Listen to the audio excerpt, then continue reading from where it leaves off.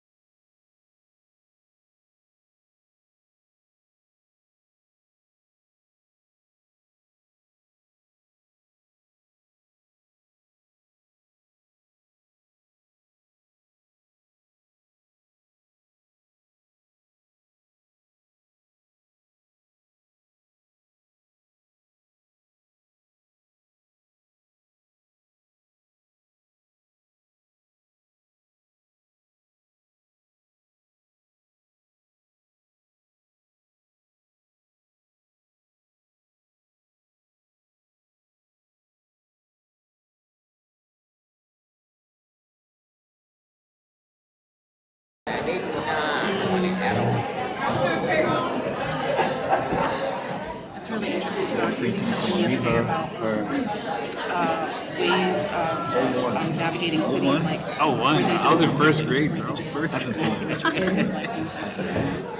I'm loving all this energy. Let's go. Let's start in high school. What? It's not a problem. I was seeing because they did. Oh, so right where I should be. Okay, fair enough. As soon as Dane comes back, we'll get started.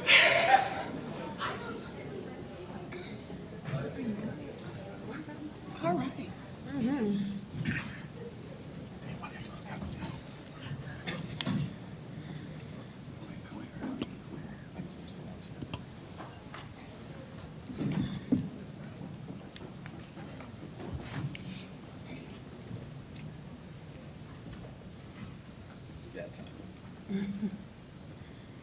Give us 1 minute, y'all. Sorry about that. Give us a minute, please. My bad. Keep talking. How's everybody doing out there? Y'all having a good night? Y'all can't hear me? Oh. How about now? How about now?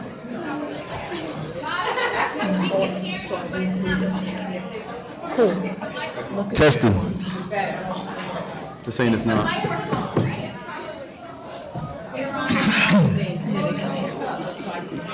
coming up. No, that's cool. I'm down with that. So this one. What is you? So I said, Got you. Test? Bad? That might be because of those. I think they're getting the feedback because those speakers are hanging poorly. Because I can hear you so clearly back there. Fix it. Hello? Bad? Heard. Is yours on? How about now? He said he couldn't mute them, so I don't know. It's like Yeah, I see the mute them. That's right.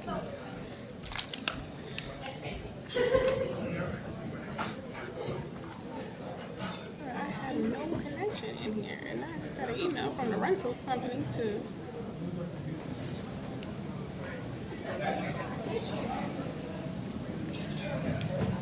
Let's see if I turn the microphone on. My service is not. Hello? How we doing? Does that sound great? Echo? That might be.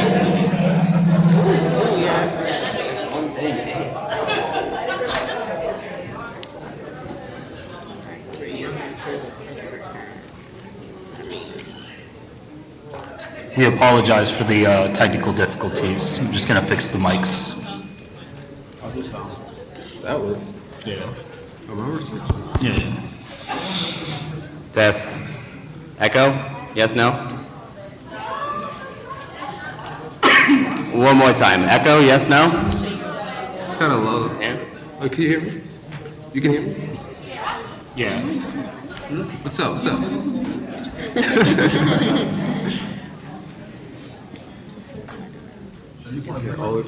Yeah, I think we should do a mic test across the panel probably. Yo, Bob, can we mic test across the panel to see how we're doing? Oh, I can hear y'all from the Yeah. doorway. Let's do a mic test across the panel, guys. Yeah, I'll just start off with the mic test on this microphone and then we'll just go around and see. Mic test.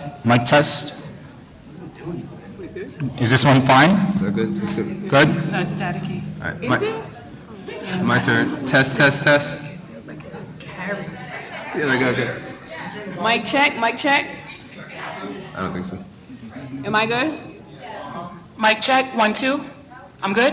Oh, that one's clean. That was nice. I'm tempted to Maybe we say should lift vote. every voices. Okay. Mic check, 1, 2. Lift every voice and sing. Till open heaven ring. How's this one? This good? Yeah. Test. Which one? Bobby's is bad, yeah. Those last. These on? Those three? It sounds like it's just us. That sounds These three? What if we all just share them? We gotta share. Should we just turn them off and share one? it's okay, fellas. We got it. You were singing that They were trying to kiss. Yeah, that's what I think. said these don't They need to work. turn it off. They said the radio frequency doesn't mess up the Wait, phone. let me see if we can try this. Gotta use your dance skills. How about this one? Is it good? Nothing?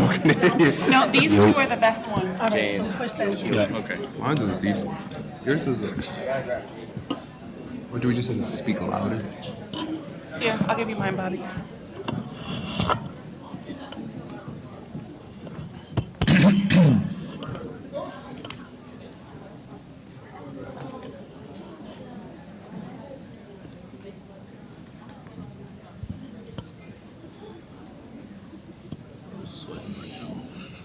Got like a little rush to this now.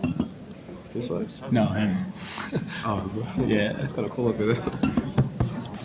It's coming through okay on you? Is it my speakers? I know you. You know I know you. Kid in America. I love how Exactly. And you know I know you from like at forever. 2 p.m. Testing 1 2 1 2. I think These these three. They said these three. two are definitely the Not best. the three. I think us 4.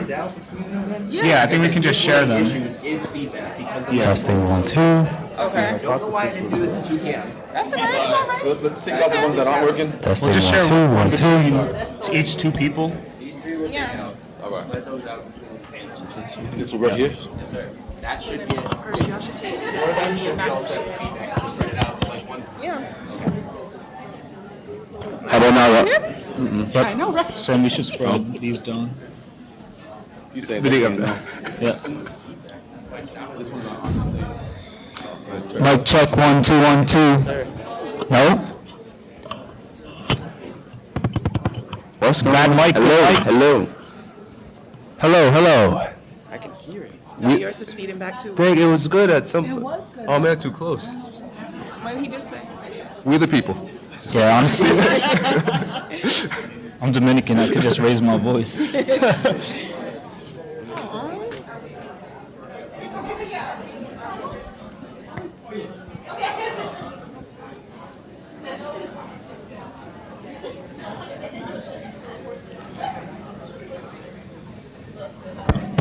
I wonder if we can just turn off the mics and only turn it on with the speakers. You want to take this one? They saying that we not good. This guy. Let's see if this one. Can we try it now that they are further away? Mic check, 1, 2, 1, 2. I think you might be a little close now. I think that might be part of that's happening because they're super sensitive. Mic check, 1, 2, 1, 2. That sounds a lot better. Is that better? Sound clear. So how would I get it out? So keep Yeah, it just further slide it. away. Foot and a half away. Okay. So do I gotta reach over him? Just Mic check, I think mic you can check. slide the mic Oh, yourself. yeah. Okay. Mic check. He said it needs to be further away. All right. So saying that one Go ahead, you say it. I'm gonna see. okay, as long as they're not too close to each other. Can you hear me now? Yeah, Is he this said, good? Don't get close, he said. yeah. Okay, all right. Okay. All right, how about this one? That one, let's try that one. That's what I say. So. How about now, y'all? How about now? Michelle saying That kind no. of worked, right? But then how do you? It's like, what is your voice like? I don't know.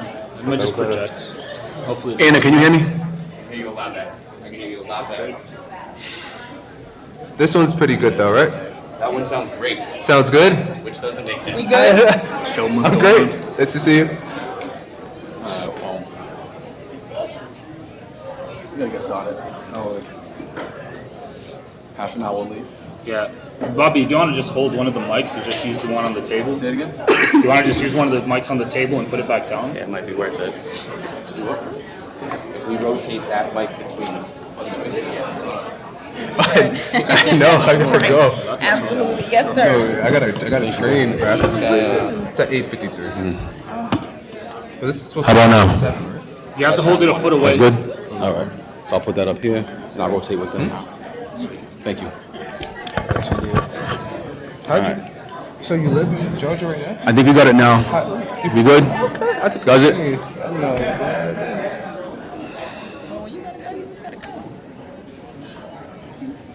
Oh God, it's been real. Thank you. Yeah. Yeah, we're gonna thug this out as best we can. I hope y'all can hear me. That's better, Anna? A little bit. Why don't you just? All right, it's working. I appreciate you. Thank you. Y'all, thank you for bearing with us. I want to welcome you all to the 17th Annual Alumni Call Network Alumni Panel. Give yourselves and us a round of applause, please. My name is Bobby Brito Oliveira, and along with Toya Simmons, I serve as co-chair of URI's Alumni Call Network. It is my pleasure to be able to spend this evening with you all. And I want to start this evening by introducing Nina Monroe, who serves as the president of the Native American Student Organization, to come up and bless us with the land acknowledgement. This statement recognizes and pays tribute to the people who lived and stewarded this land the university now resides on. This statement seeks to show gratitude and respect to indigenous people and cultures while building community with the Narragansett Nation and other Native American tribes. Give it up for Nina Monroe.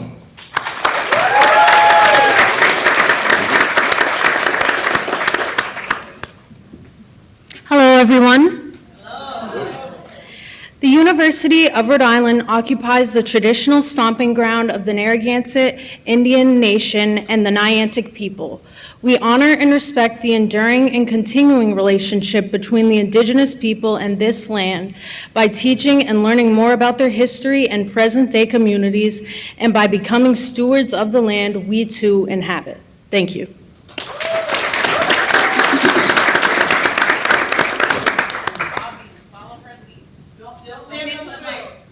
Right here? Right here. I got you. Appreciate y'all. That's good. Before, I don't want to deviate too much off the script, but I do want to say what you all, especially our students in the audience, what you're witnessing right now are some all-stars up here. You are witnessing some startup energy. You are witnessing some championship energy. And I know it firsthand because I had personal relationships with each of them. Some I advised, some I came here with from day one, some were here at the same time as me. But nevertheless, this group up here is a powerhouse. So please, take heed, let them inspire you, take notes, make sure you connect with not only them, but our alumni in the audience who will introduce themselves soon also. But thank you for that. For those who don't know me, my name is Bobby Brito Oliveira, double alum through TD Nation. TD in the house? Yeah. Earned my bachelor's in 2006 and came back to get my master's in 2011. Worked in URI in various capacities since then. Had a short stint in the College of Environment and Life Sciences as the coordinator for student diversity initiatives. 8.5 years back home at Talent Development as an academic advisor, and for the last 4.5 years as the Multicultural Student Service Center Assistant Director. In this capacity tonight, I'm here as co-chair of URI's Alumni Color Network. For those who weren't around back in the day, it's worth mentioning the growth of this panel. My first year attending the panel, I want to say, was 2008, 2009. We were in a small conference room in athletics. Since grew out of that into Galante Lounge, and for the last several years been occupying this space in the Memorial Union Ballroom. So that is all due to people like yourselves who are showing up and investing in yourselves, also our panelists who come back every year to give back. So one more time for our panelists, I want to give it up for them for always showing up. They came near and far. Some flew in from New York, some flew in from Texas, Atlanta. So they're dedicated to you all and building you all up. Soon you will hear from them, but at this time I also want to recognize our alumni who are in the audience who also play an essential role in your success. If you're an alum of this university in the audience, can you please stand up so we can recognize you?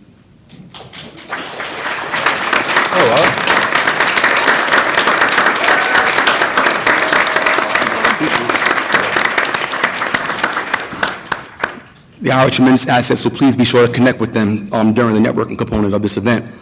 I want to give a shout out to the Multicultural Student Service Center for providing us with a co-sponsorship for this event, in addition to the Division of Student Affairs Diversity Fund for their help in making this event possible. Give it up for them too.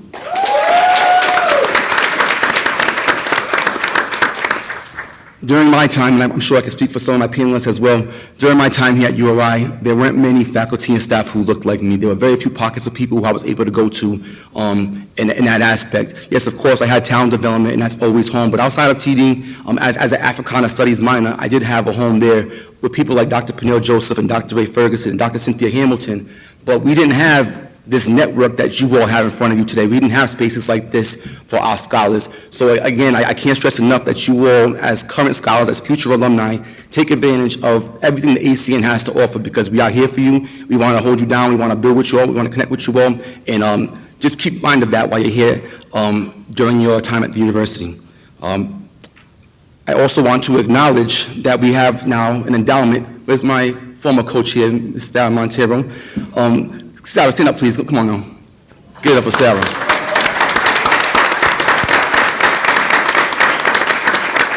While Sarah and I served as co-chairs together for some time, Sarah came up with the idea of getting an endowment, and we now have that.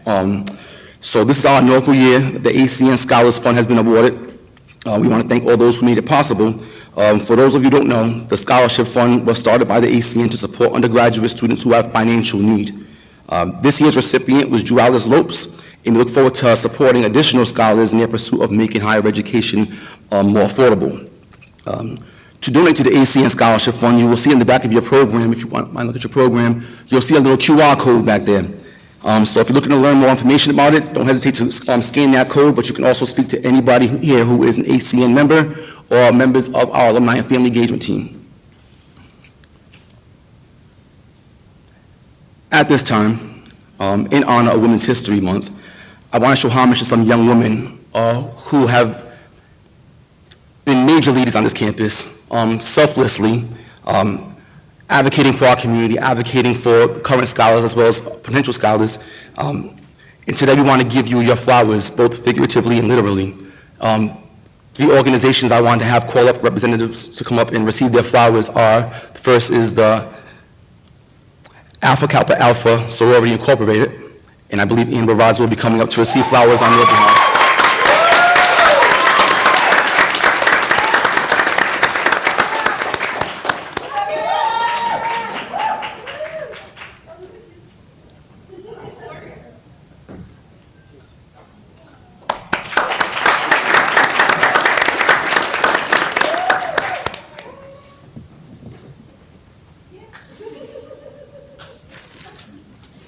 Next up, we have the Black and Brown Women in Engineering, Science, and Technology Sisterhood, also known as BBWest. Any reps from BBWest in the building? BBWest, you here? Come on up. Toast, there you go, come on.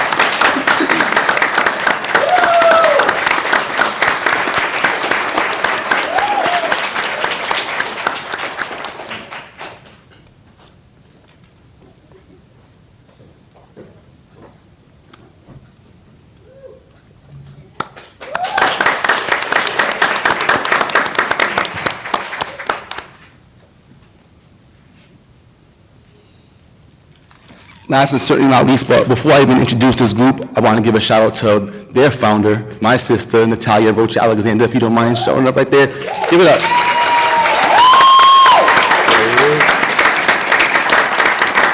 And that is the powerful, independent, notoriously knowledgeable woman, also known as Pink.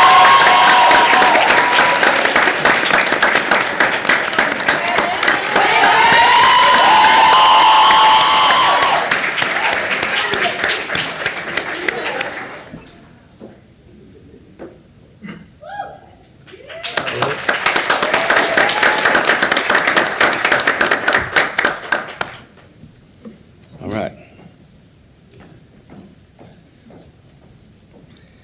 Now we get into the panel component. But before we do, I would like to introduce our moderator. Our moderator this evening is Dr. I want to throw that one more time out there, Dr. Christina Moyet.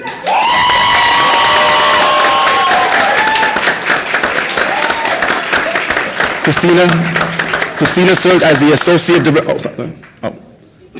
Director of Talent Development for Academic Programming and Assessment. She's also an adjunct faculty member in the College Student Personnel Program. And a proud TD Class of 2009 graduate. I worked alongside Christina for many years, and it is a pleasure to have you step up and serve as our moderator this evening. So one more time for Christina.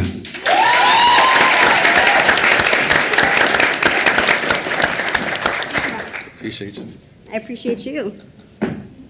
All right, so I got to make sure I can lean into this mic.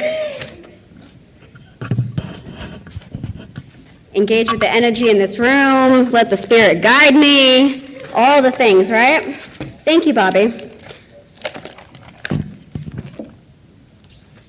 Hi, everyone. Hi. You know that you're at the Alumni of Color Network panel? Give it up one more time for the panelists.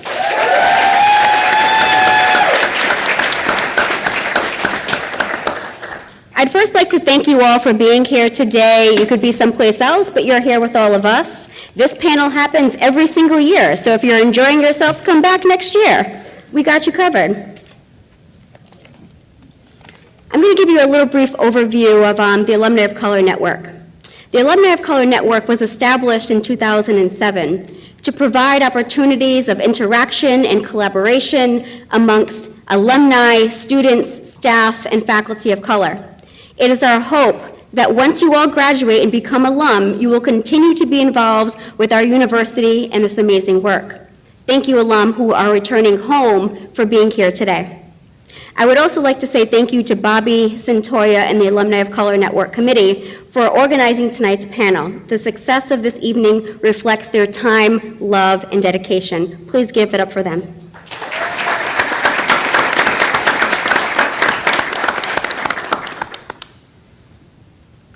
Years ago, I made a really important decision.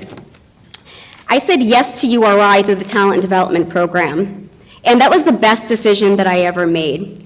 And fast forward 20 years, while I am proud to be a doctor, the greatest joy of my life is to serve the URI community and to be a mentor to young scholars. And so title aside, degrees aside, all of that, when you just show up and you are with other scholars, being able to provide love and support, wisdom and guidance, that truly is the impact that I would like to continue at the university.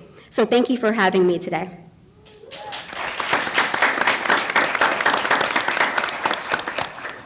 I would like to say a special thank you to our partners here today. Please leave your applause to the end. Building Unity and Inspired Leaders of the Diaspora, also known as BUILD. The Multicultural Student Services Center, the Office of Community, Equity, and Diversity, the Division of Student Affairs Diversity Grant, the The URI Foundation and Alumni Engagement, Tiana Nunez, intern for Diversity, Equity, and Inclusion and Belonging, Tamika Gass and Gigi Southern Cuisine for catering tonight's dinner, Ernest Lavoy for the headshots and event photography, and James Zong for IT. Thank you. Please give it up.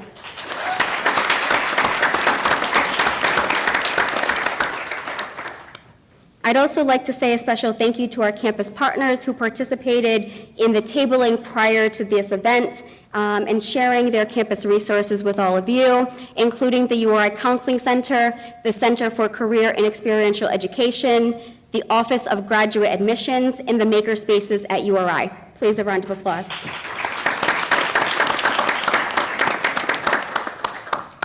Tonight, our panelists will share their experiences as scholars and professionals, as professionals of color, and help you gain a better understanding of their lived experiences, their challenges they may have faced on campus and in the workforce. Following the panel, we will open the floor for Q&A, and afterwards, please stay and enjoy dinner and networking with one another. Before we formally begin with our prepared questions, let's meet our panelists. Andres, if you can begin, and we will go down the line. You sure can. This is heavy. Ooh. What's going on, guys? How you doing? Doing all right. So my name is Dr. Andres Brito. I am the owner and clinic director of ACN Chiropractic Clinics in Cranston, Rhode Island's first Afro-Latino-owned chiropractic clinic. So I am a CD alum, Bond alum, BO. And I'm just happy to be here. I'm ready, looking forward to talk to you guys. How are you guys doing tonight? I'm Peter Brown, class of 2010, graduated with the electrical engineering degree, currently work as a senior quality engineer for J&J MedTech. So excited to be back and to kind of engage with all of you and meet every single one and be of service to anyone that can need any help. Can y'all hear me? Yeah, okay. My name is Dr. Persia Conry, known as Perj, simply. I'm the clinical director and co-owner of a BCBA agency. I'm also a chairperson and a trainer for special education for Houston Independent School District, formerly similar roles for New York City Department of Education. But I think what y'all will come to find of me is that probably similarly to who introduced us, my greatest story is not where I am, but what I come from.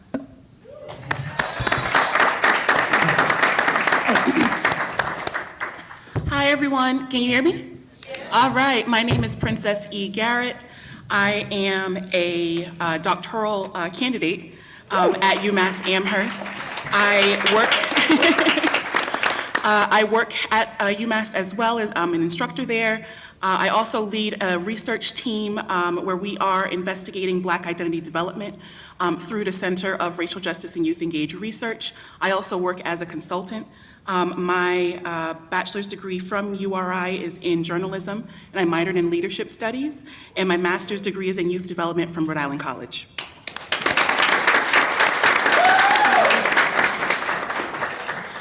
Good evening, everyone. Can you hear me? Yes. All right. I am Dr. McFrancis George. Maiden name is Hayes. For anyone who is a former graduate or alumni, I am J-Mac's little sister. That's familiar. So I graduated from URI in 2007 with my bachelor's in nursing, and I did work at the Miriam Hospital before I did relocate to Georgia, where I do currently reside. I got a master's as a family nurse practitioner in 2016, which I do currently practice as a travel nurse practitioner. I got a postmaster's in higher education and online teaching for the adult student in 2020 while I was working on my PhD in nursing education. I currently practice as a family nurse practitioner as well as a professor in Atlanta at South College, where I teach anywhere between the age of 18 to 65. So I have a wide range of students who I do care for, and my passion project, I do own my own business, which is called Lulu's Loves Holistics. Along with working with Western medicine, I built a love for holistic medicine, and I work with complementary as well as Western medicine, where I teach patients, because my family is from West Africa, Liberia, so we do use herbs, and we do use, we heal our bodies by what we eat and what we consume and what we put on ourselves. So along with teaching patients about Western medicine, I also teach my patients about how you can heal your body from within by just the resources that you do have. So that is a little bit about me and my journey throughout nursing.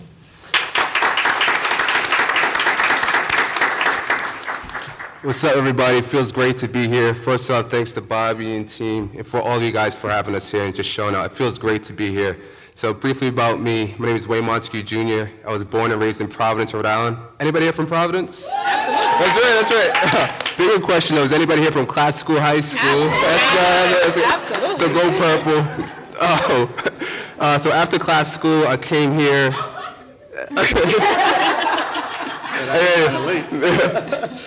Go purple, right? After class school, I came here via TD, which I'm super proud about, and I studied business, graduated magna cum laude, and then got my MBA a year later via our one-year MBA program here. And I also was a founder and president of a gaming club on campus, FIDIA. It lasted a few years. Upon my MBA graduation, I started in New York City at PwC, where I was auditing entertainment-based clients like Thomson Reuters News, Vivo, like YouTube, and Def Jam Music. After a while, I was like, I want to get more behind the action, and that urge led me to MSG, Madison Square Garden, the world's most famous arena. I spent 10 years at MSG, kind of grew up there, and I led the concerts business. For over 400 plus events, I managed finances for all the concerts around the whole country, including a bit at the Sphere, now out in Vegas. Did that for 10 years, and I really got to live a bit of my dreams. I did the Grammy Awards, Drake, Travis Scott, and so on. My sister came out to the Grammy Awards, and I got to share some moments like with my dad, who's here tonight as well, like bringing him backstage and on court and stuff like that, so really special. But now I'm on a new chapter, a new journey of my career. I'm at Sony Music. I just started in October. I'm now a VP, a Vice President of Finance, leading the financial operations of our US-based labels. So that's Columbia Records, Epic Records, Arista, RCA, and so on. We have a great artist roster, right? We have like some cool people like Beyonce, Adele, SZA, Doja Cat, and so on. So it's really cool to see now things from a new perspective, from like the artist perspective versus like the venues and tours. And yeah, so I love this stuff. So, and I'm so happy to be here. And please reach out to me after this. We can connect. And it feels good to be here. Thank you.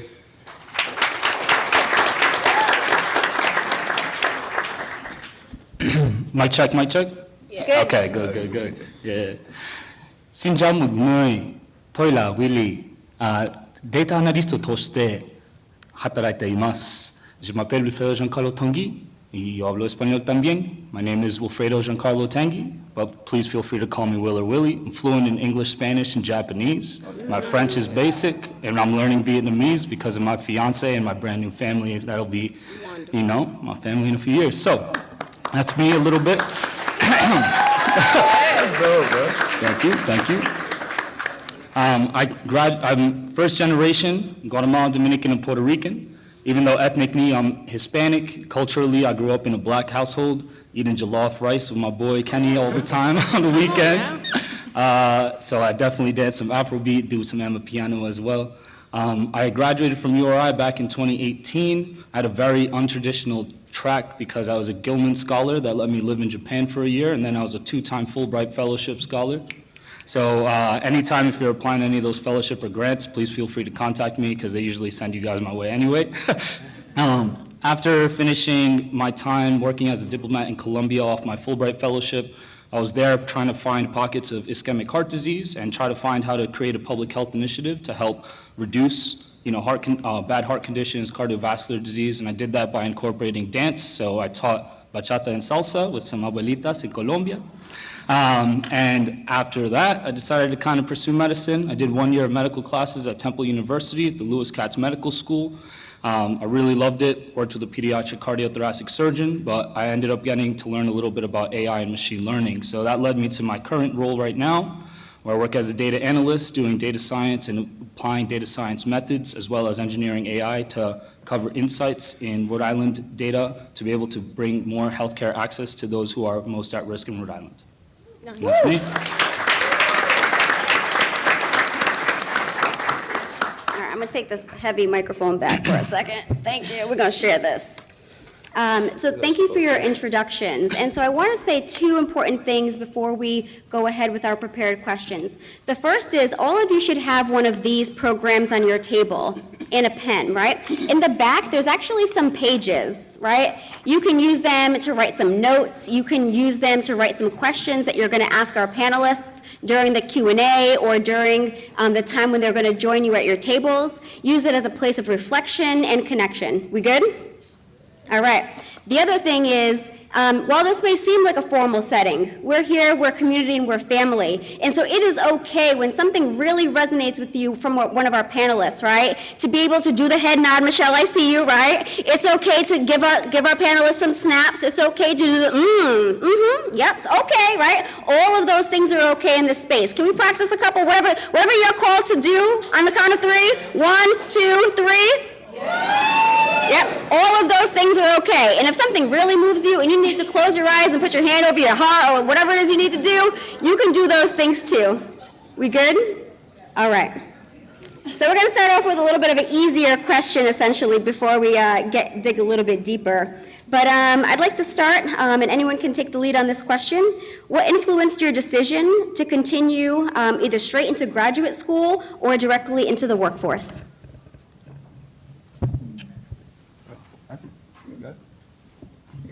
For me, so I had interned at PwC the summer between my sophomore and junior year, and then junior year to senior year, and I got a full-time offer going into my senior year. And the College of Business offered a one-year MBA program, and I figured, I want to be robust, and I've always wanted my MBA to be, just be broader and be more marketable than the market, and I thought that was a great thing to do because it was like a one-year program. It was super intense, but it got me to get my graduate degree in time, so. Thank you. So for me, it was kind of like after I graduated from URI, I took a gap year because I didn't really know what I wanted to do. So I ended up taking an internship with Team USA for the Olympics, and that was my area for me to actually learn to figure out what I wanted to do. So I guess I would say, if you're in a position where you don't really know what you want to do, I wouldn't really rush into something that you're going to end up not wanting to do. It would be more of figure out what you want to do first so that you can go all in and not have any regrets or what ifs afterwards. So my answer is a little bit off the beaten path. I actually left the university in spring semester of my senior year. Because I was navigating mental health things, and so I wasn't quite sure what I wanted to do. And I went into an opportunity where I started working in an elementary school just as a frontline worker in a second grade classroom in an after-school program. And that opportunity actually led me into literally started from working from the ground up to becoming a multi-site director for out-of-school programs throughout the city of Providence. And so what I realized in doing that work was that I kept seeing situations that were happening to young people that were also a part of my own coming up in school. And I was like, how are these cycles continuing to happen? And the thing that everyone kept telling me was, you have all this experience and you're doing this work, but in order for you to be in a position to make change, you have to have your degree. So I came back to URI in 2019 and finished my bachelor's and went right into a master's program and then directly into a doctoral program. Amazing. Okay, I'm gonna take right after her because she said that she used the colloquial term, off the beat. Y'all are gonna realize we are very humble. This doctorness is greatness, and we wanted to fill a gap in research representative of how we look and who we are because we are underrepresented in research. So these doctors have filled parts of research that now look like us and sound like us and are accurate, right?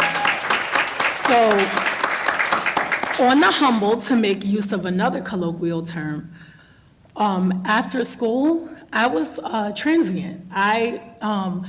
McFrancis made mention of her brother. I'm part of these 6 children born and raised in the projects. My mother died my senior year of high school, and so there were 6 of us, Naisha, Persia, John Tay, Rashawn, Rakim, Naheem, 6 of us in the projects alone. Father addicted to the narcotic of the time.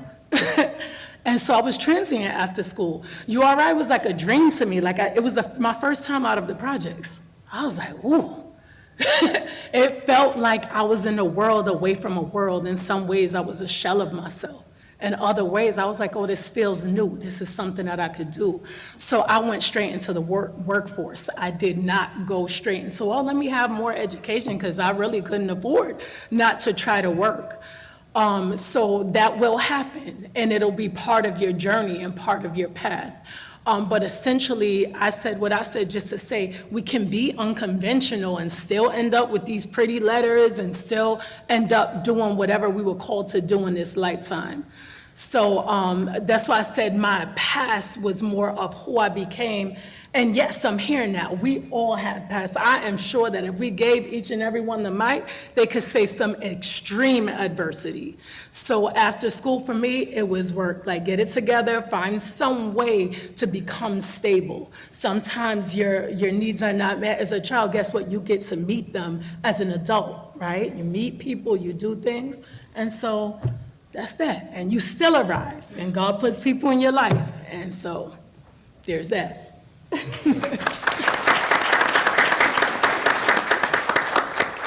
And I'll speak a little bit just to piggyback off of Persia and Princess. For me, I worked as a registered nurse for 6 years, and I worked in medical surgical nursing. And for 6 years, I worked as a cardiovascular nurse, cardiac as well as vascular, and I worked as a dialysis nurse, as well as med-surg. And for 6 years, I treated Black and brown people who had diseases. And I would always inquire as to why are African Americans the highest with hypertension and diabetes and high cholesterol? And I was always told that's just how it is. Research will even show you we don't know why African Americans have hypertension. And I would ask a patient, well, can you explain to me, how does one get hypertension? And they tell me, I'm not supposed to eat a lot of salt. If I eat a lot of salt, I get hypertension. We all hear that, right? So that allowed me to dig deeper. This is why I wanted to go and get a PhD in nursing education, because why is this happening? You don't get hypertension because you eat a lot of salt. We get hypertension because we don't know why African Americans get hypertension, and a lot of your providers will not tell you that. If you have hypertension in your family, it is because genetically our chromosomes are set up to where we activate our kidneys to reabsorb sodium and chloride, salt and water. We don't understand why that happens in Black and brown people, but your doctors will tell you it's because you eat a lot of salt. But why not educate me as to why this is happening and how I can avoid that? Don't just tell me that I'm going to get it because of what I look like. Educate me on ways that I can promote my own health to avoid the diseases, not because it's in your family, but if we do things to educate ourselves, we can avoid a lot of the diseases that are expected to happen within our community. And once I understood that and I understood how to teach my patients, I knew, okay, now I need to figure out how I can get into the rooms, kick down doors to where I can educate my patients to be advocate for themselves. So that was the reason for the master's. That was the reason for becoming a family nurse practitioner, because there's a lot of things that we cannot afford because of prices of medications and insurances, but there are ways that we can take back within our own community and save ourselves from a lot of these healthcare disparities. So that was the reason for the master's and moving into PhD, because I wanted to create my own research to educate Black and brown individuals that yes, we are compromised by these conditions, but they do not take ownership of our lives. We can take back our lives and heal ourselves as well as our communities.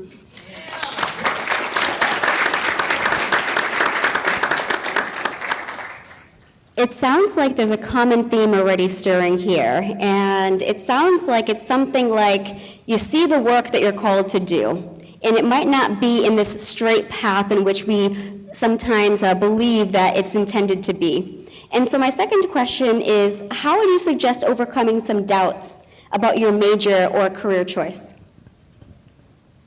You can probably take that one. Yeah, that's perfect. I would say like the way I've kind of overcome my own doubts is kind of just talking with my peers and colleagues. You kind of often find that you're not the only one kind of suffering from those doubts. I think maybe you've heard of kind of like the imposter syndrome. You know, you think you're not good enough, or you're not sure about what you're doing or where your life is kind of taking you. But just understand that the simple fact of you being here and the position that you're in now kind of is kind of evidence of your capabilities. You know, understand that you are smart enough and capable enough to kind of be where you are, and that you can just keep pushing forward. That's wonderful.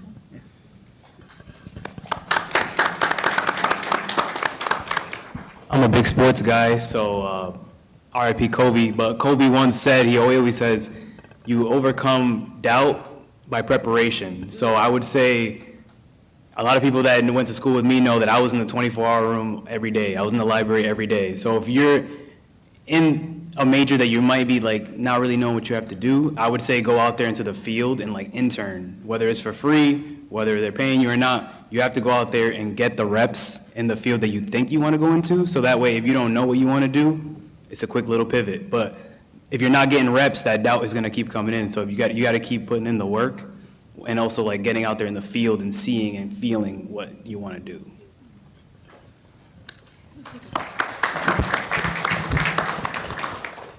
We have this saying in the PhD space, a good PhD is a done PhD. And a good degree is a completed degree. Sometimes there are so many people who are, I mean, myself included, I changed my major and then changed back. I changed to English because I was like, ooh, journalism's taking a little bit too long for me. But I changed my degree, changed back into my previous program. But I realized when I got out of the university that so many people have degrees in fields that they don't work in. And that you can use your degree, even if it's in something that you're not necessarily the most passionate about, as a point, a starting point to learn about other spaces and places and opportunities that you can seek. So it's not necessarily a time that's wasted or anything like that if you are in a degree path that doesn't necessarily seem like it's the best fit, especially if you're close to the end of completing it. But you can use that as an opportunity to explore. And your degree is not the only thing that yields opportunities. There are so many other ways that you can be active and involved in campus or in your community or in internship spaces or other opportunities that will make you a well-rounded person. The degree is not everything. I think I'm going to answer this question in a very weird way, but my parents, they immigrated here when they were 19 years old. My mom didn't speak any English, and she only spoke Spanish. I was born with a very rare heart disease that I needed to have surgery when I was young, but I was asymptomatic. So for a kid, and for a long time, I didn't know I had this disease. I used to do karate, boxing, Muay Thai, and Jiu-Jitsu when I was young. I was supposed to be nationally ranked when I was 14. And then I was told I needed to have immediate open heart surgery, and I had to stop, right? During that entire time, though, my mom, when she would work 3 jobs, I would only see her like for an hour or 2 hours a day. And when she would come home, the one thing she'd always tell me is, you can do anything you put your mind to.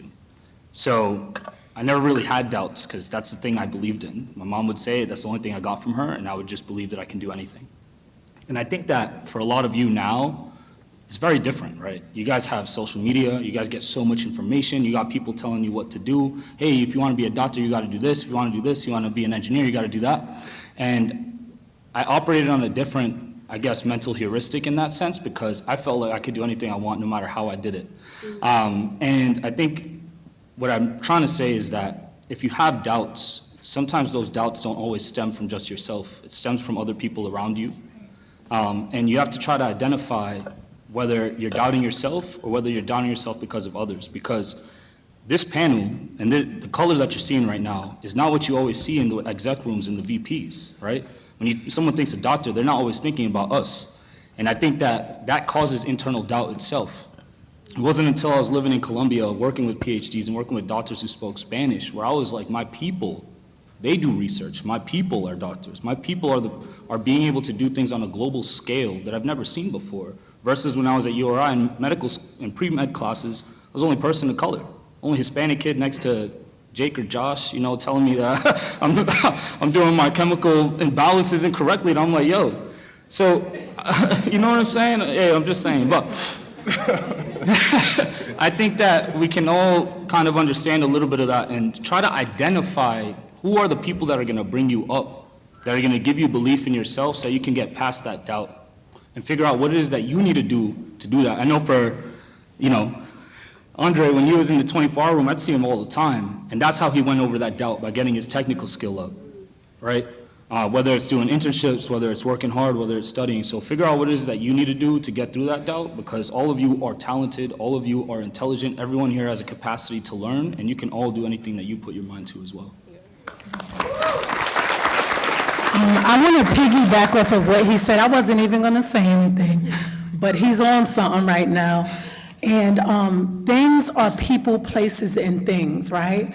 I read something that said, you will not be encouraged to break a curse from people who remain under it. So he said, put yourself around people, be around different people. And I think that's key. When Bobby sent me the email, it was like, who encourages you? And I'm like, whoever God put in my life to encourage me at this moment. Because people are not forever, So I just wanted to compliment you because that was so beautiful. Sometimes you can't get the encouragement from the people that you want it from. It's not because they don't want to, it's because they don't have that. They don't know how to do that. They don't know how to get there. I told y'all, I'm from the projects, right? I got 2 friends sitting in this room, also URI alum. They was like, Persh, you can get a house. Are you crazy? I was like, no, I can't. We're from the projects. We don't do that. And they were like, listen, my parents were too. Or my parents were from Liberia, Bassa County, Monrovia. You know what I'm saying? So I really had my friends who were not in the circumstances that I was in, that were really breaking the ceilings for me and saying, yo, listen, you look like it. You got it. So it is people, it is places. Places meaning, where are you going to put yourself around these people, right? It is things, what are you doing to encourage yourself like him? He's like, listen, I wasn't in the room, I was around people, right? So, beautifully said, squad. I'm with an elite squad right now, I can feel it.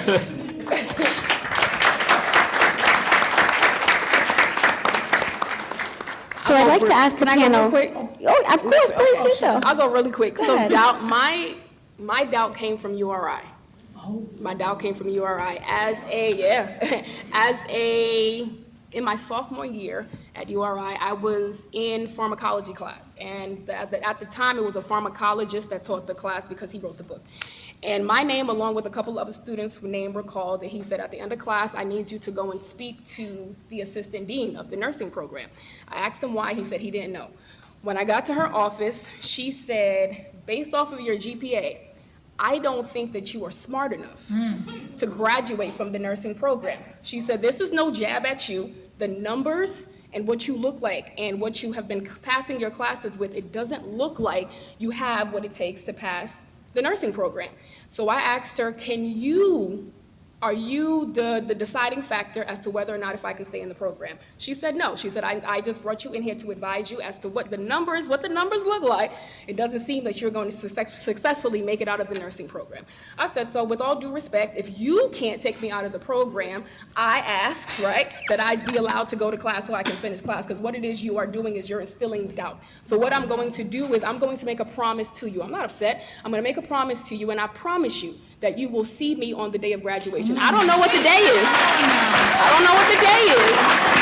I don't know what the day is, but I promise you that I will see you at graduation. Now, I always lived in that doubt, but I always knew that that doubt was going to motivate me. And the person being with the GPA that I had, moving forward, I made a promise to myself, you have to do whatever it takes to prove this woman's doubt wrong. I continue to stay on Dean's List as a talent development student. They continue to pay for my books. And though my GPA didn't get to the 3.8 that she wanted, I was nominated and voted for to be the class representative on the day of graduation. And the same woman who told me that I wasn't going to graduate, I sat up on the stage with her as I prepared to give that speech. So my doubt came from the University of Rhode Island, but while I was in her office, I looked at her what she had on her desk, and it said, I forgot her name, but it said doctor. And I said, exactly the same credentials that this woman has, I promise you, I will have them. And I worked for it, and I got it. So my doubt came from URI, and because of URI, I became Dr. McFrancis George.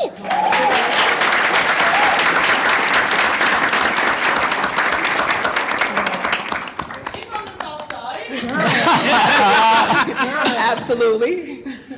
You know, I don't know what numbers you're talking about, but the numbers are just a number, and here you are.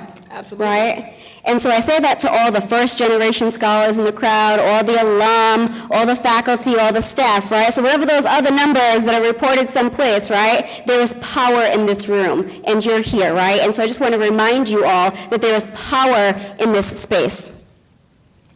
My next question is, what's the secret sauce to your persistence since your time at URI? Mind if I go? I'm gonna hit this real quick. So, my bad.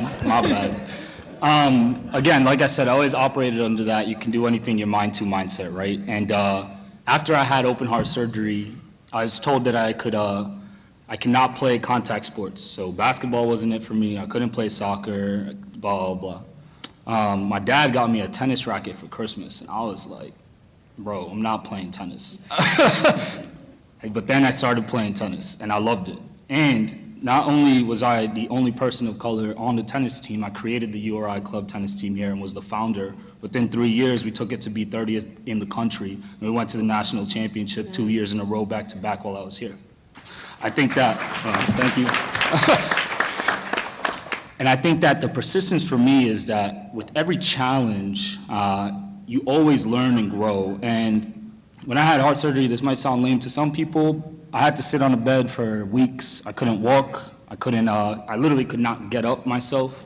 So I would just have to watch TV. And I was like, damn, there's nothing that I like to watch. Until one day, this random Asian, Japanese cartoon came on, and it was called Bleach, and I kept seeing the shonen. And I know it sounds like, yeah, it's anime, and it sounds like it might be, you know, I know it's cool now, but back then it wasn't cool. So people will make fun of you for it and all this. But the thing about Japanese writing and creative storytelling, especially, is that they try to create a person that goes through adversity, loses everything, has to continue to fight. They have their training montage and overcome. And that's who I became. I did that with tennis. I did that when I came to URI. People were like, oh, you're at a state school. I don't know, you know, you're going to be able to go to medical school. Maybe you'll get into DO, blah, blah, blah, da, da, da. I was like, no, I'm going to go to Harvard. I'm going to go to Hopkins. I'm going to go to the best school ever. When I applied for my MPH, I ended up getting into Johns Hopkins, the #1 MPH program in the entire world. And I can tell you right now, I was one of the only one-of-ones there as someone like us. I mean, everyone else in my class were doctors from Korea, from Africa, from all these places, phenomenal people. But I couldn't dap anybody up there, you know what I'm saying? Like, there wasn't anyone who knew what the streets were like. And it was insane because it was a part of me that is part of my identity that does not exist in these spaces of excellence. So when we're up here and we all have that excellence here, I just want you all to know that you guys are making the right steps by being here, but become better than us. That's right. Persist and become more excellent, because the more challenge you go through, the more things you learn in these different environments, the skills you got to end up being in those spots and being excellent in those spots. Because I promise you, if you go ask my class at Hopkins, even though they were doctors, they're all gonna remember my name, so. I think he alley-oops for me. I think he's my point guard. So what I wanted to say regarding secret sauce, and it's low-key, I think I'm your point guard. So the secret sauce for me, he said something about carrying. Y'all a legacy, period. My mother used to tell us when we were younger, she used to say, your people died for this. Like, are you serious? She said, now I do want to tell y'all this, I'm 3 daughters away from a slave. My great-grandmother was enslaved. We still have the land that she served as an enslaved human being on, right? So I say that to say, these opportunities that we have are not granted. It wasn't like, oh, here you go, These were worked for, these were died for opportunities. Oh, okay, thank you, Princess. All right. This is my three guard. Okay, so yeah, these are opportunities that they weren't automatically given, and she would always remind us of that, right? And so education, some of y'all are raw talents. Let's be real. Some of you are very raw talents. Others worked for, and I know there's Carol DeWeck with her growth mindset, and Shirley growth mindset is masterful, but some of you are raw talents, right? And so with that having been said, the collective, if you're raw, if you have to work a little more for it, or wherever you fall on that spectrum, I do want you to remember that your lineage carries something, right? I could say, Minka Porta, like, I don't care if you speak Creole, Cabo Verde, como que gusta bon. A mí no me importa si tú hablas en español, porque yo puedo hablar en español. ¿Cómo estás? I don't care. We have similar histories. We are one. Despite a drive to put wedges in between us, we really have oneness. And that's why I'm a historian in my own right. So if you look far enough back in history, you'll see a lot of the similar things were done with similar people, right? That having been said, it's not just me of America who my great-grandmother was enslaved that has empowered me to say, my great-grandmother took it there, my grandmother marched, my mother, and this is true story, integrated a school, right? Some of your people were descendants of enslavement and descendants of some of the very things that were done during colonization, right? And don't forget that. I'm not trying to make it too heavy for y'all. But what I am saying is you are legacy, and I supported that you are legacy by saying your people have gone through something for you to be here today. And maybe it was a collective, and maybe it was your family, right? But your legacy. So it's like, what's next? Once they run, they give you the baton, what's next, right? Absolutely. Can I piggyback with Kurt? Okay. I have to piggyback off what Persia is offering because there is no secret to my sauce. It really does come from my people. I am a person who, even my research now is so connected, but I'll connect all the dots in a minute. I consider myself to be a steward of stories. I grew up at my grandmother's knee, in the kitchen, under the table, playing with dolls. Listening to the stories of folks in my family, people who I had never met. And so I had a really deep understanding of all the places that my people couldn't go, all the opportunities that were taken from them, all of the rooms or the doors that were closed in front of them.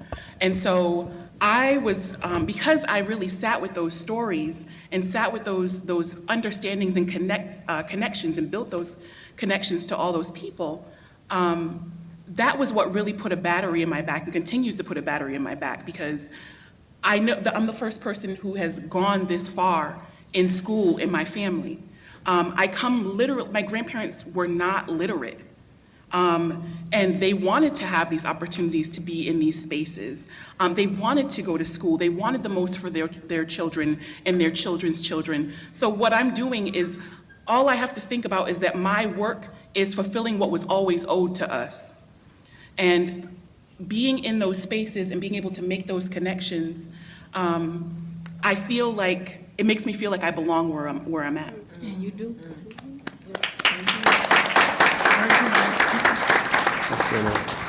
Those are great points. I would say for myself, I'm highly motivated. When I'm in college of business classes and I'm maybe one of two people that kind of look like me, when I go to certain meetings and boardrooms, and I'm the only person that kind of looks like myself, I'm highly motivated to make an impact and hopefully change that and be a motivating person for somebody else coming up. We stand on the foundation set by our ancestors. I don't take that lightly. My father is Dr. Montague Sr. I'm a junior. So there comes with that pressure to kind of forge your own path, in a sense. So I moved to New York City, wanted to make it out my own. I could have stayed in Providence and done what I wanted to do, but I wanted to make it I wanted to make my own mark, and also make a mark finance and in business. And in times, just going back to the doubt question, I was at PwC. It's the top firm in the world. I thought I was the man. I had it all. I go to New York City, spent 2 years there, and I was like, this isn't for me, right? I told my parents, I was like, I want to change. They thought I was crazy. Everybody on the outside would thought I was crazy. So you start to doubt yourself at times. There's always something that's inside of you that's going to drive you, it's going to motivate you. I was motivated to get out of PwC and go into something else entertainment-based. And when the opportunity came at Madison Square Garden, there was no way in hell I was not going to get that job. No way. All right? I had to go on multiple interviews. I had to get changed in the subway station, but I knew there was no way I was not going to get that job, and that job changed my life. So you got to go out there and get it, and people are waiting for you to do it. All right?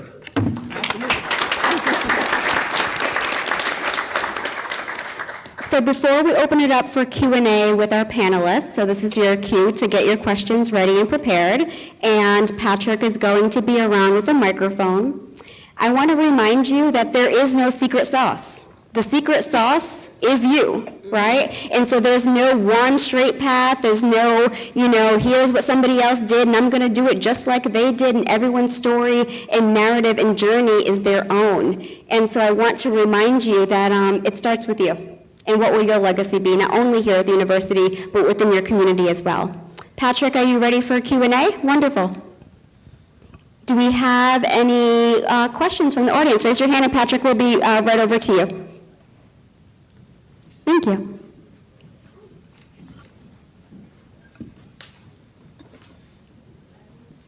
Hello? Hey. I don't think it's on yet. Hey. Is it on? That's good. Oh, okay. Loud and proud. I raised my hand, I shot it up because I was like, you know what, it's sitting right here. I was like, I'm just gonna ask it. So I wrote here, how did you respond to failure? What is your advice for repeated failure? How did you take a no or a closed door into an opportunity? That's a great question. I'll take it. I kicked the door in. Ooh, come on, Doc. I kicked the door in. For me, as a registered nurse, that is a wonderful achievement. But as I always looked at percentages, right? That's the research in me. I always looked at the percentage of people that were registered nurses.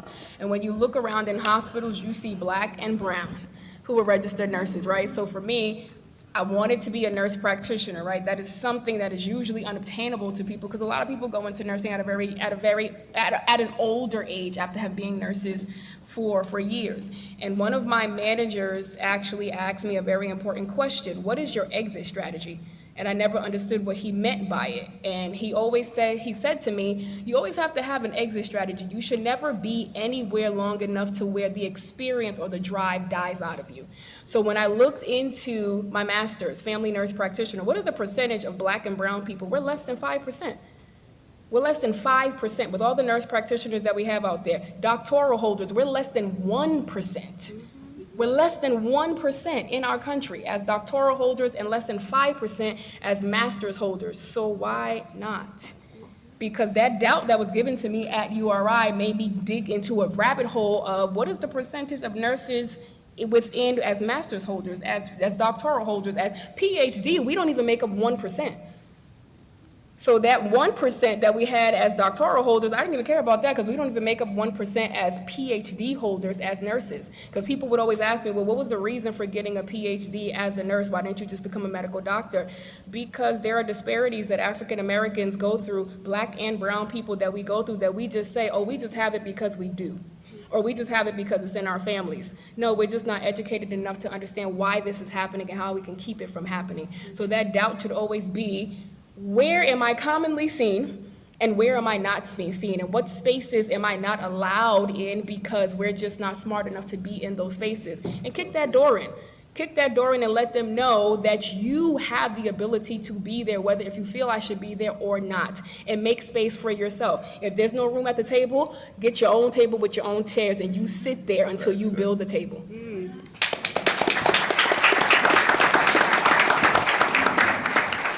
I always look at no as like the next opportunity as well. So if you hear no, it's always next opportunity. So there's always going to be opportunities. If someone's not feeling you here, they're going to feel me somewhere else.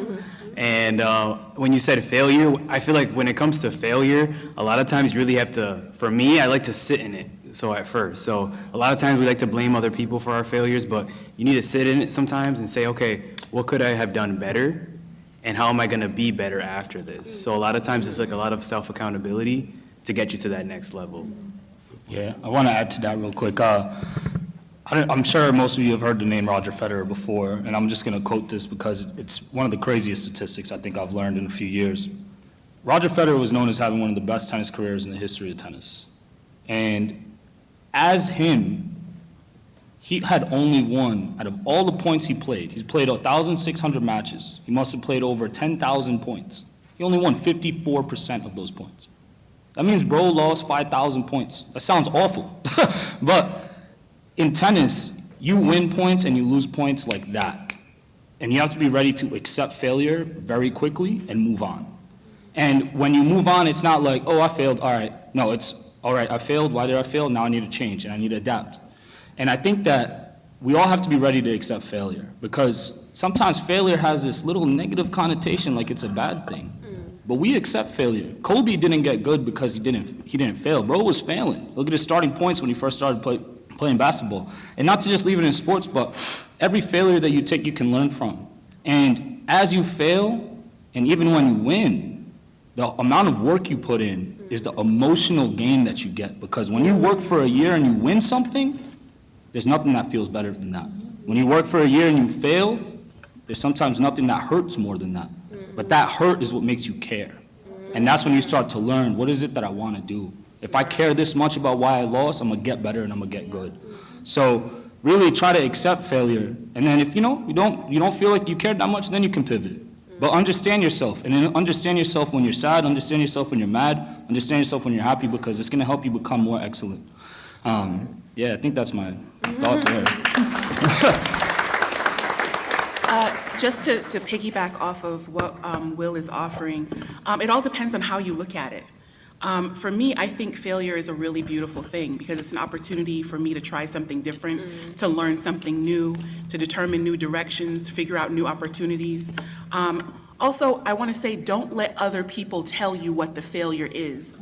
Have your own standards for what it is that you want to do and achieve, and then you are not subject to what someone else's opinions or thoughts are. There's always going to be someone who has something to say about everything that you do, regardless of whatever it is. You could be doing the best at whatever, and somebody will still have something to say and think that it's a failure. You have to really be the person who is determining what that really looks like, because all success, like people may mark something as a success, but it's not necessarily a success either unless it's really one in your eyes. I'm gonna add one more thing to that, sorry, because that's a beautiful point. Pay attention to those who fail because, one, the constructive criticism is massive. Sometimes it be your own people that don't help you. Come on, right? Like, for real. And like, even at URI, I had to play the game. I was trying to be a doctor. A lot of my counterparts were all white. And I had to identify who here actually cares about learning and is willing to help me. And honestly, I came out with 2 really good friends who are ophthalmologists now. And even though they were white and they weren't colored, we would be in the gym, you know what I'm saying? We'd be studying all the time. When I had a question, they would be there to help me. And then for those who failed, that were of color, that were like me, some of them would just brush it off, like, yeah, it's just a C. It can't just be a C. If you're trying to get to where you need to be, if that's you, don't sit next to me. You know what I'm saying? Absolutely. Yeah, so you gotta make sure when you see those people that fail and you see that the people that care and that they're gonna be in the gym and work with you, bring those people to your table, because I can tell you right now, I have a strong table. Come on now. I have a strong table. And facts. And just to iterate that, I have mentees in the audience right now. That guy with the camera recording me right now, you see him? His name's Nate. He failed trying to apply to the Fulbright Fellowship twice. Only 11% of students in the entire country get it. And even though he failed, when I met this guy his freshman year, I saw he had talent. And I told him, I was like, yo, Nate, bro, like, you're coming from CCRI, community college, into URI. He was always trying to grind at night. And I knew his skill set wasn't there yet. He was on his path, but he was beginning. Fast forward 3 years later, after he failed, he hit me up. He's like, yo, I know I haven't gotten this yet. Bro, I want to apply. I want to get it. I know you got it. How can you help me? I would sit with him at night on calls, help him with his personal narrative, and that is a Fulbright scholar you're looking at. 11%. Worked as a diplomat down in Peru. And I'm going to give a shout out to this random guy over here too, because this guy met in Japan 9 years ago in a study abroad program. And every country that I've ever lived in, he's come to visit me. Nice. And that's just my boy. Like, he just works as a recruiter, but he comes and he has seen all the successes and failures I've ever had and has been there to support me, support my relationship, support my friends, support my family. So when I say I have a strong table, build that skill, because the stronger your table becomes, the more life you'll have. And when you start making the money that we making, ooh, you're flying to Paris, Japan, you're having a good time. So do it. That's it. Sorry, that was more than... No, I know we have to go on to the next question. I just wanted to say, it boils down back to what we were saying, the people you keep yourself around, right? And you know what I noticed in my path that I want y'all to realize? A lot of the helps come from people that you would deem to be above you, so to speak. Now, I'm on a humble. I can learn from anybody, so I don't really consider myself above anybody. But anybody who has reached for my hand has never been the critics that are not doing as much as me. It has never been the critics that are even maybe would be considered on par or on level with me. It has always been somebody that's in the position that I want to be in. Right? So don't be scared. I know I see this meme all the time and I can't stand this meme. And this meme is like, never tell anybody what you want to do, just do it. Like, well, so I'm around nobody who knows how to do what I want to do. So it's like a thing like, you have to be vocal about what you want to do. And if you are vocal and people are batting you down, you're at the wrong table. Right. You're with the wrong people. Right. So, just that.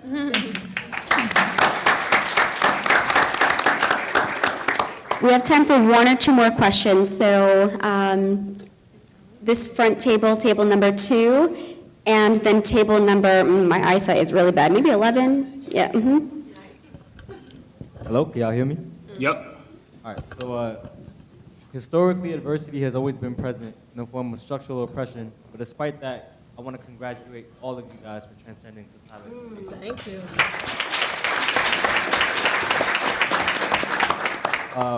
In our generation, the forces to drive races apart are evident more than ever, with the dismantling the Department of Education and DEI initiatives. What advice do you have for aspiring grad students when opportunities are taken away right in front of our eyes? Lord knows I got the fire to keep going, but it's just hard when they make it hard. I want to take this one, and I'm going to be quick, I promise, and I'm going to pass this mic. Thank you. Because I don't have a stand. It is an illusion, the fact that you just said that these opportunities and all of this has been taken away from us now so more than ever. I will tell you, we are the furthest we've ever been in modern history. I told you I'm the daughter of a daughter of a daughter of enslaved. My mother lived segregation. My grandmother touched the tip of enslavement, and my great-grandmother is enslaved. Do not let these people think that they're taking us back. Half the stuff that they propose is going through the judiciary system because of checks and balances, right? But a lot of things is how you think about it, right? A lot of the stuff that is proposed will not touch you. It's not going to touch you. You're not going to see it. You're not going to notice it. They can't undo what has been done, right? So really, essentially, it's knowing it's really not. Like I told you, great-grandmother, slavery, right? Grandmother marched. Mother desegregated. Us, right?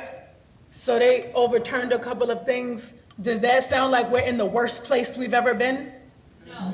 Right? We don't take it from, we don't listen to them. We don't pay attention. We just do what we do. Steady. Right?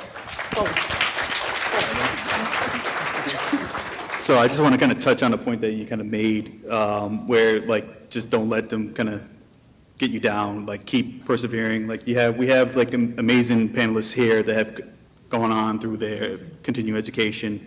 You know, if they're you can always reach out to them, to myself, or anyone in this group. You know, there's multiple connections that you can make to other people, and they can also help you kind of stand out as well. You know, you're still driven, you still have all the qualifications to kind of continue to pursue whatever it is that you want to pursue. So just keep grinding and reach out for help. This is why this is a network. So the most powerful resource that you have are the people in your life, because they can get you in contact with other people, and you can kind of spread your network out around, and you can kind of make your way and set your path.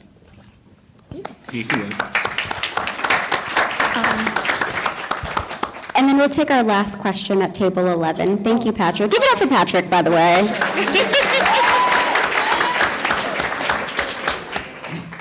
First off, I want to Use your big voice, it's all right. Yeah, we can hear you. First off, I want to say thank you for being here. And I just want to say I resonated a lot with what Rachel said. My question is, how did you guys balance, if you had any struggles in terms of how you grew up, family, how did you balance supporting yourself and your family while reaching for your own passions and your own goals, and what advice you give people who are also struggling with those things? Ever feel any guilt for achieving those goals, and how did you overcome that? Hold on, I want Princess. She was about to. I just wanted to say the question so that everybody could hear it, because I wanted to make sure that everybody got it. So it's something around like finding the balance during how to support self, family in an effort to reach your own goals, right? And not feeling guilty for pursuing that passion and that dream, and what advice you might be able to share and consider essentially your upbringing and your family expectations. Sure. So I'm trying to think of where I want to start with. I come from while I was here pursuing my undergraduate degree, I very much so had one foot in Providence navigating family stuff and one foot here. I felt like I was kind of always going home. There was a lot of family stuff happening that I felt like I had to be in the middle and balance. And to be really honest with you, the reason why I left the university when I did the first time around was because I was having real difficulty with balancing it. There were so many family things that were just happening that were just like, I don't quite know what to do with this, and I don't know how to navigate this and go to class and be an org president and be an RA and all of these other things that I was doing on campus. And so when I left the university, I really had to prioritize my mental health. And that was a thing that really helped me to, one, put myself first, because there was a real guilt around, I'm the person who has these opportunities in my family that no one else has had, and I don't want to just throw the opportunity away. And so prioritizing my mental health and really taking time, and I have to really, big ups to my mom for real too, because she really, she created a space for me to explore who I was, and when the world didn't necessarily want that for me, and when all these other systems and things that were in play in my life didn't necessarily want that for me. And so I'm sure that a lot of us have at least one person who is there for you as you're navigating this, whether it's a friend or a roommate or a family member or whomever who is encouraging you. Focus on that voice or those voices of the people who are backing you up as you're navigating through the experience of being here, because there are lots of systems, and this is kind of going towards the last question that you had asked in the front here too. There are lots of systems and ideas and things in place that would make us feel like, one, we don't belong here, or that we're not worthy of the experience of being here. And all of those things are, you don't have to give those things the airtime in your head. You have to focus on running your own race and knowing that you may be in a spot that's difficult, but difficult is not forever. That's right. Or do you want to go? Yeah. I'll just add to that. I have two S's that I had to figure out about myself: self-reflection and being selfish. I am a people pleaser at heart. right? So I tend to put a lot of people before myself and the needs, especially as family. You tend to put the needs of a lot of people before you. When you're on this journey and this path of what it is and who it is you want to be, you're going to have to cut a lot of people off. You're going to lose a lot of people in this journey, not because you want to, but because the level of where you have to be with what it is you want to be, they can't go with you. So sometimes these relationships, whether if it's family or if it's friends, it's for a season, right? They benefited you in that season, but where it is you're trying to go, they don't have the ability to make it where it is you're trying to go. And if you continue to allow yourself to set back, you're going to stay complacent where you are. And that was something that I really had to struggle with because I didn't want to lose those people. But I couldn't get to where I am today if I didn't detach. Detachment is huge for me because when you lose those relationships, they're hard, no matter what the relationship is, and you mourn and you grieve those relationships. But in order for you to be the great that you know you want to be, you're going to have to detach. Either they're going to be there for you at the finish line, or you're just going to appreciate that relationship for what it is. So selfish and self-reflection is something that I really want you to pay attention to when you're on this journey in order to get to where it is you know you want to be, the great that you are going to be. Can I add something real quick? Yeah. And just to add to that, I think this is an amazing question because when you said guilt, I think that resonates heavy. When you want to give back to your family and to your parents, there's a time and place when you can, right? And when you are with the oppression, learning how to become a change agent, sometimes it might not be on a systemic scale, being the president of the United States and changing the rules, but sometimes it's changing one person. People will be willing to change. Sometimes parents are already in their ways when they're 50 or 40. I can tell you right now, my mom was always telling me I could do anything I wanted to. But when I became an adult, I realized she had $60,000 worth of credit card debt. Our house was not paid off. There was financial bills that didn't work. When I was a kid, I seen my parents pull guns on each other. I've had toxic relationships. I've seen domestic violence. I've seen it all. And I had to become great. I had to get the resources. I needed to get the money. I needed to figure out how to do it. And while you're in school, sometimes that is your door, right? I was able to come here, go to URI, go to Hopkins, be a Fulbright scholar, get the job, get the money. Now I'm helping my mom. Getting her into retirement. I've increased her wealth by 65% over the past 2 years. She's flying back to Guatemala to see her mom all the time because all of our family's still back there. So as any executive or business person will tell you, you sometimes need a strategic plan when you come into corporations. And for you, same with that introspection, what is it that you can handle and prioritize what is it that you can do? Because you can't always self-sacrifice yourself for other people. There will be a time and place where you're going to be able to give back. But there's also a time and place where you have to build your talents and your skills to be able to give back. Well, I'm waiting for your book. Thank you for being so vulnerable. I wanted to address two things. Number one, but hard-headed. Number one, the guilt component that she said. I don't know how many of you are spiritual. I will tell you, my mother's Christian, my father's Muslim, so I believe God is God by all of his names. But as far as guilt, when God anointed me, I'm not being guilty.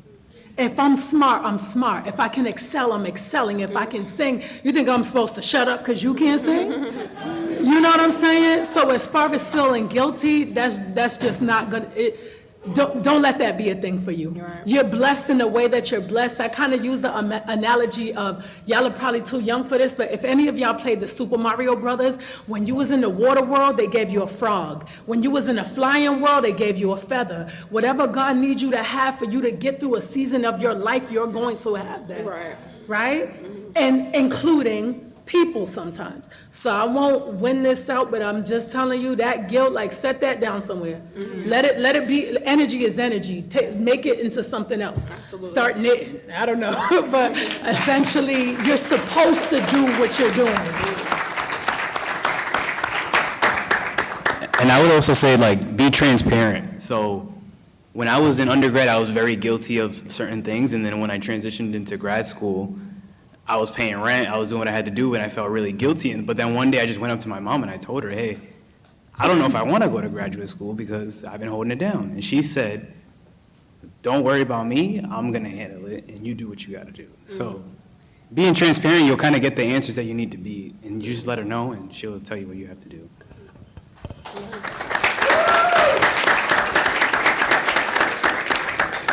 Panelists, thank you. Can we give it up for our panelists one more time?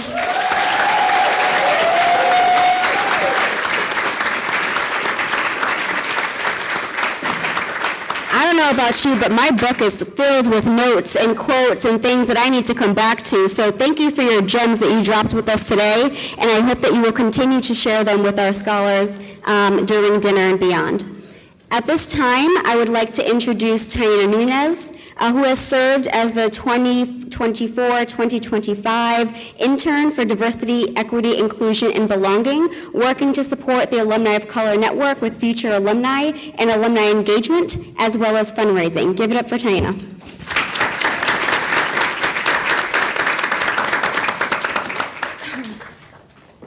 This is all yours, my friend. Oh, God. This is here for you. Thank you, Christina. Tonight, we have had the privilege of hearing from our incredible alumni panelists who have so clearly demonstrated the positive impact of the University of Rhode Island and the Alumni of Color Network. Their stories have shown us how we can inspire, learn, and grow with one another, regardless of where we are on our journeys. As a student and a future alumni, I'm deeply grateful for the opportunity to connect with the alumni who will serve as role models, mentors, and resources throughout the remainder of my college career as I enter my professional career.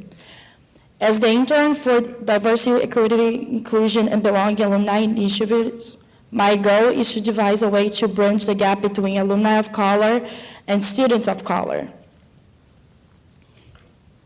Oh, sorry, guys.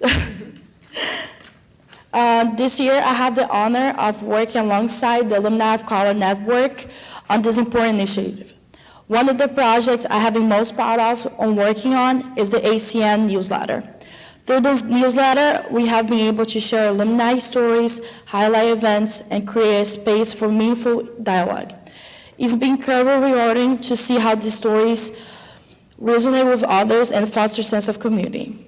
This work has been personal for me. As someone who immigrated from Brazil, I know firsthand how important it is to feel connected to the community that understands your experience. The Alumni of Color Network has allowed me to help build those connections for others while also learning from the inspiring journeys of our alumni. If you'd like, thank you. And if you'd like a chance to win some awesome Rotary Swank, please fill out your the little card I gave you guys.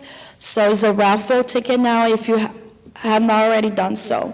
So if anyone didn't get one of those tickets, you can raise your hands and someone's gonna give one to you so you can fill out. And they're gonna assist you to collect those tickets soon. And finally, before we eat, I would like to thank our incredible moderator, Dr. Christina Morte. Please accept this gift as a token of appreciation for your handwork and dedication to the Alumni of Color Network. Thank you.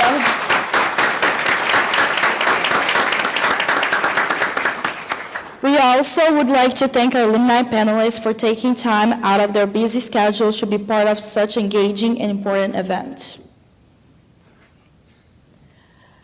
We truly appreciate your commitment to support the Alumni of Color Network, and we thank you.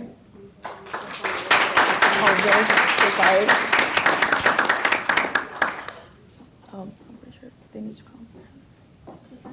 They need to come. Thank you.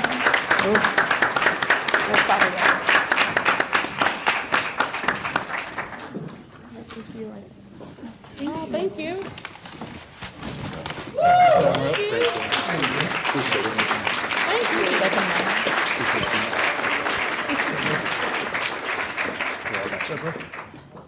Thank you, Taina. Thank you, scholars. We truly appreciate your commitment to and support of the Alumni of Color Network, and we thank you. Y'all know what time it is? It's time to eat, y'all. But I see y'all hungry. All right. So we're ready to begin dinner. We have to do this in an orderly fashion. I'm going to call out the order of the tables in which you should head to the back of the ballroom in order to get some food in the back. My panelists, our panelists, please join us in the back first. You can head right in the back. Thank you. After our panelists, I invite tables 1 through 4. Bobby? Oh, yeah, you sat in table 1? I see you. Tables 1 through 4 to head to the back after the panelists.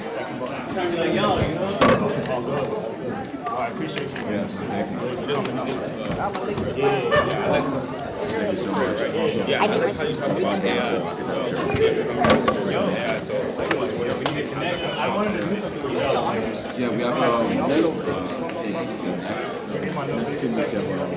Thanks, y'all, for being here.